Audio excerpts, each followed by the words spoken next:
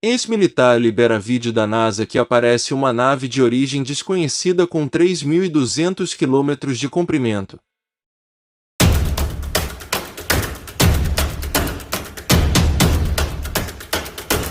Cosmos. Existem raças inteligentes lá fora, que estão 1 bilhão de anos à nossa frente.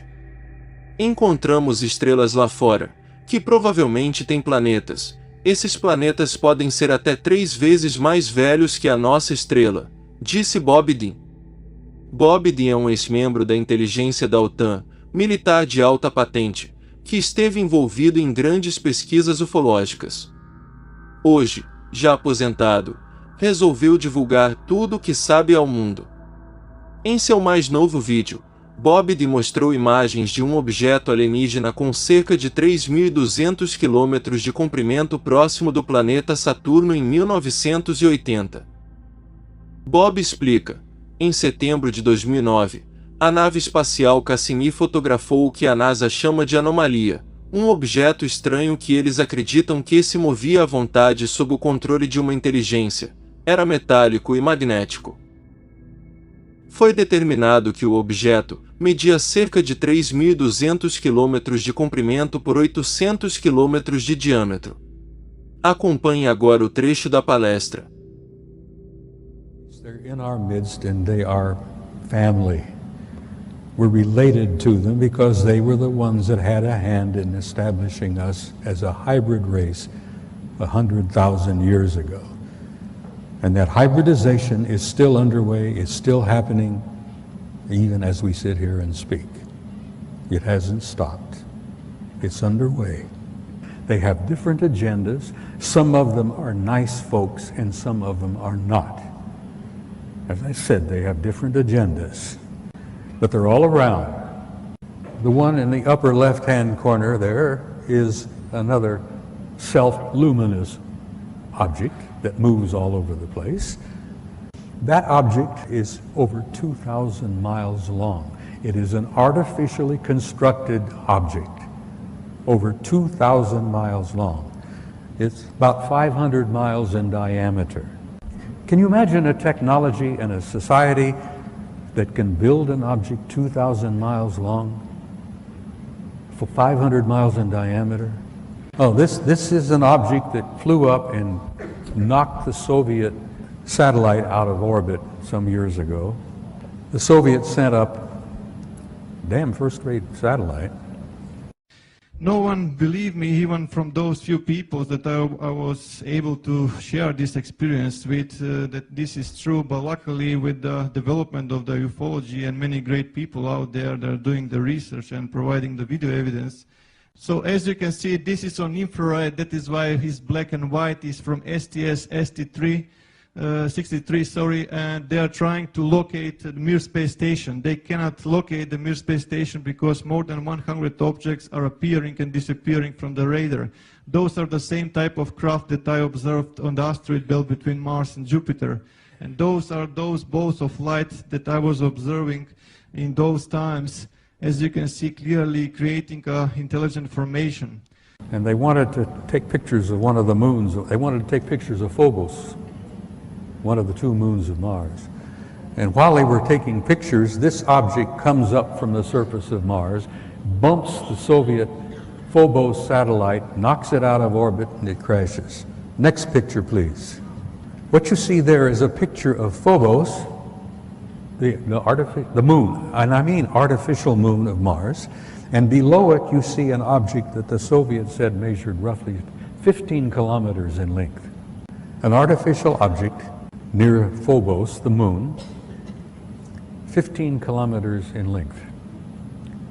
Next picture, please. That's the moon, 12 miles in diameter. The Soviets planned to land on it. Well, someone else said, no, you're not going to do that. But that is a picture of Phobos, which they've all concluded is an artificial satellite. This photograph was taken by your own NASA Apollo 13 guys on their trip to the moon. It didn't work out too well. And many of you may have heard rumors about the story, but Apollo 13 had a small nuclear device aboard. And they had been told by the guys that ran NASA that they were going to land on the surface, going to place this small nuclear device. And then when they all left and came back aboard and came back, they were going to detonate it and study the reverberations of this nuclear device, study the seismology of the moon, because they've been convinced for some years that the moon is basically hollow. It appears to be somewhat of an artificial satellite. Well, they plan to detonate this nuclear device, and then the others said, no, you're not going to do that. We'll get back to that picture again, please. All right. The object you see there in the middle, over 2,000 miles long. It's an artificial, I assume metallic object, probably crammed with guys. And that object followed our Apollo 13 all the way to the moon, around and back. Now, whether they were trying to make sure the Apollo 13 guys got home safely or what, whether they were the ones responsible for Apollo 13's little accident, which kept them from landing on the moon and placing that nuclear device, who knows? We may find out someday. But here you have an artificial object in orbit. Now, I've spent some time aboard aircraft carriers with my kid. We have carriers with 5,000 men in the crew, 1,000 feet long, 150 aircraft. You know, there's snack bars, dining rooms, accommodations, this and that. Can you imagine the accommodations on an object over 2,000 miles long? Next slide. It's the second photograph. Same objects, but a second photo in the sequence. That's the big mother, and I use that, no pun intended. There are other objects out there. There's a disc-shaped object, and then there's the other object. Then above it is the moon out there. But there's that one big object out there. I'm sure they got a crew of hundreds, maybe a couple of thousand. The ones I refer to as the others. I hate the term alien. I hate the term UFO. There are no UFOs. We've known what they are for years and years and years. Some of them are ours, some of them are theirs. There's no unidentified flying objects out there.